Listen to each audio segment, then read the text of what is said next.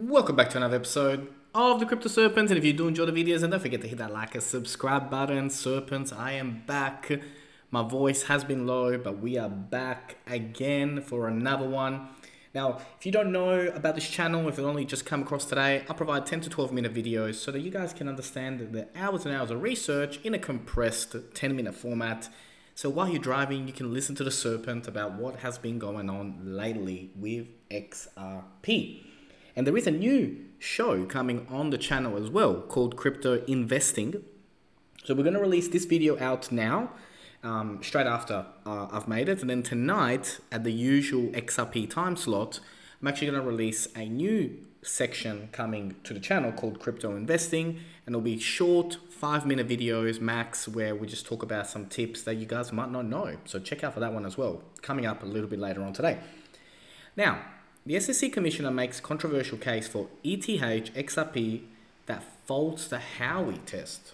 I mean, first of all, Serpents, if you don't know what the Howey test is, it's something that was created so long ago. It's just crazy that we're even thinking about this modern technology going under it. Like, it's just crazy to me. Now, SEC Commissioner Hester Peirce points out loopholes in the popular Howey test used to classify assets as securities. Disgruntled with the back and forth in the regulatory framework, she calls for actual positive movements in the digital asset space. Now, crypto enthusiasts on Twitter use this as a step in the right direction by the SEC while they hope for a better year ahead. The Howey test has been used by the Securities and Exchange Commission SEC to determine if assets are to be classified as securities since 1946. But it is not without its flaws. Of course it's not without its flaws. It was made in 1946. I mean, even if we look at just a mobile technology that has evolved since 2005 until now, I mean, I remember having an FM radio on your phone was like the greatest thing ever. Or having, snakes on a Nokia 3310. How the world has changed, evolved, adapted. Since then, it is crazy that we are talking about 1946 law to determine Web 3.0 blockchain assets. To me, it's crazy.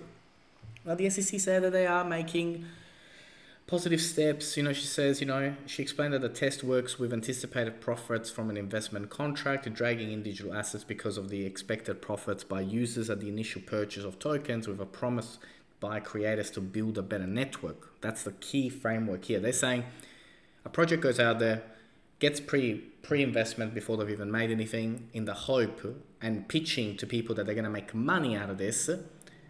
They're saying that this could fall under being a security.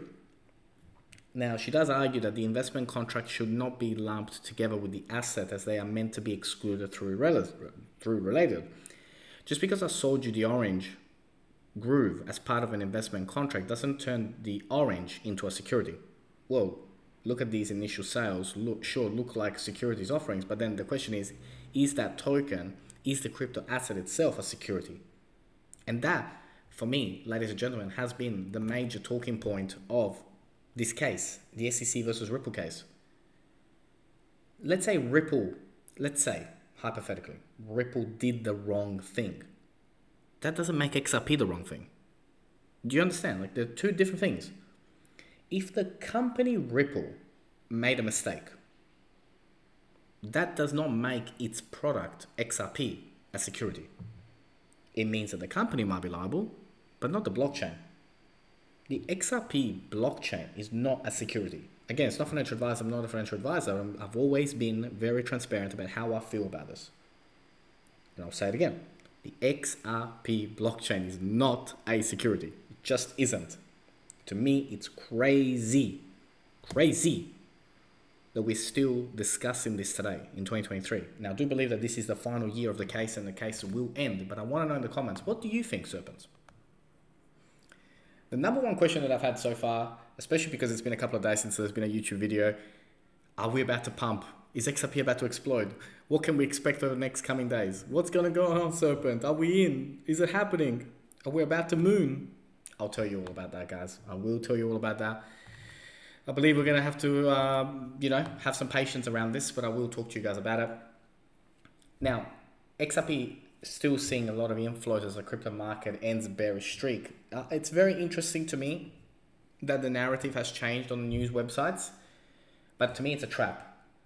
I do not believe at the moment that we are in a position to say that the bear market is over. Far from it. And this is what they want you to believe. And remember, it's the golden rule. Do as they do, not as they say.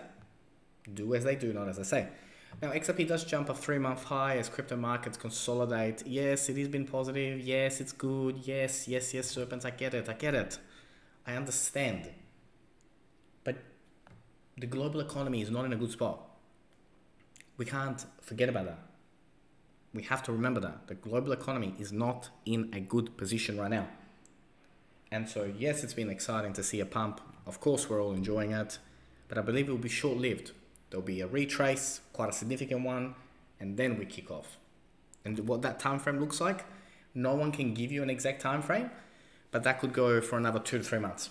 And I need you guys to be prepared for that. I believe around April, we will start to see the markets really move in a positive way for blockchain. Not earlier. This is a trap. Again, just my personal interpretation, personal opinion. It's not a financial advisor, not a financial advisor, just giving you guys what I think is likely to happen. Now, often we talk about the potential price action of Ripple, of XRP in the future. This asset has a real use case. So it is not crazy to believe that one day it could be worth $120. Again, is it ever going to happen? Nobody knows. Does it have the potential for it to happen? Yes. Now, when you guys start to talk about triple digits, that's when I get really concerned. Well, more important, when you start to talk about 4 digits. Even at 3 digits, so much has to go right in order for that to be achieved.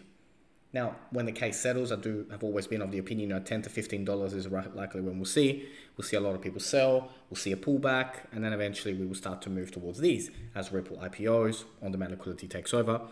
Just be very mindful of the numbers that you're coming up with your head, because even to get to $120, so much has to go right for Ripple. Now, at the moment, I see this kind of pattern happening. We'll hit 4, then come back down, and then eventually we'll go up. So 25 cents for me, 20 to 25 cents is still my thoughts around where we're going. But moving forward in the future, based on previous pumps that we have seen in 2017, 2018 bull run, that $14 to $15 mark, once the case is over, I see that happening. And then a period of consolidation before we move to the next wave. But will we see the day of a potential $150, $200 XRP token? A lot of things have to go right for that to happen. It's not that it can't happen. I don't want you guys to think that I'm, talking about it from a non-XRP believer point of view, because I believe in technology, I believe in talking about the product, I believe in what they're doing and what they're up to and how they go about it. The question here is that you must never forget that in order for this to happen, a lot of things have to go their way. And you cannot be an investor without thinking of the worst case scenario first. I'll repeat it again. If you are a professional investor, you think about the problems first, all of them, all the worst case scenarios, then you think about the best case scenarios.